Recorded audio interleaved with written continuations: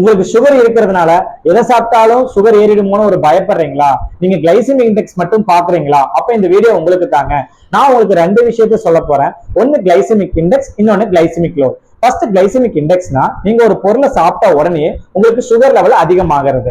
அதை மூணு வகையா சொல்லலாம். அதாவது கிளைசிமிக் இண்டெக்ஸ்ங்கிறது லெஸ் தென் 55 கீழே, 55 to 69, மோர் தென் 70. மோர் தென் 70ங்கிறது ரொம்ப அதிகமா சுகர் ஸ்பைக் பண்றது. எதுனா ஒயிட் பிரெட், தர்பூசணி, அரிசி மாவு.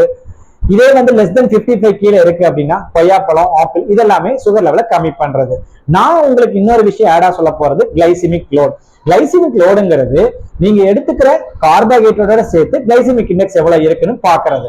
இது லெஸ் தென் 10 கீழே இருந்துச்சுன்னா லோ கிளைசிமிக் லோடுன்னு சொல்லுவோம். அதிகமா இருந்துச்சுன்னா ஹை கிளைசிமிக் லோடுன்னு நம்ம சொல்லுவோம். சரி, இது எதுக்காக நீங்க இதை சொல்றோம் அப்படின்னா, நாம ஒரு பொருளை எடுத்துக்கிறோம். ஃபார் எக்ஸாம்பிள், நீங்க ஒரு தர்பூசணி எடுத்துக்கிறீங்க. அந்த தர்பூசணியோட லெவல்ல கிளைசிமிக் இண்டெக்ஸ்ங்கிறது 72க்கு மேல இருக்கு அப்படின்னா அது லெவல் வந்து சுகர் அதிகமா ஸ்பைக் பண்ணணும் தான் நம்ம நினைக்கிறோம்.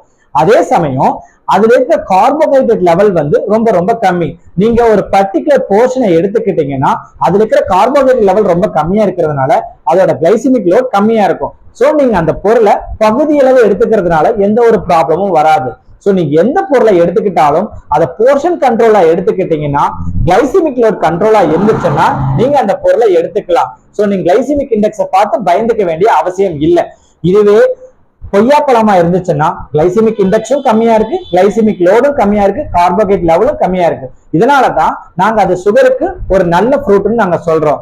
இதுவே அரிசிங்கிறது கிளைசிமிக் இண்டெக்ஸும் அதிகமா இருக்கும், கிளைசிமிக் லோடும் அதிகமா இருக்கும். சோ அது வந்து நம்ம அதிகமா தவிர்த்துக்க வேண்டியது நல்லதுன்னு நம்ம சொல்றோம். சோ கிளைசிமிக் இண்டெக்ஸ் மட்டும் பார்க்காம கிளைசிமிக் லோடையும் பாருங்க, போர்ஷன் ஆஃப் கார்போஹைட்ரேட் லெவலையும் பாருங்க. அது உங்களுக்கு இந்த கன்ஃபியூஷன்ல இருந்து காப்பாத்தி விடும்.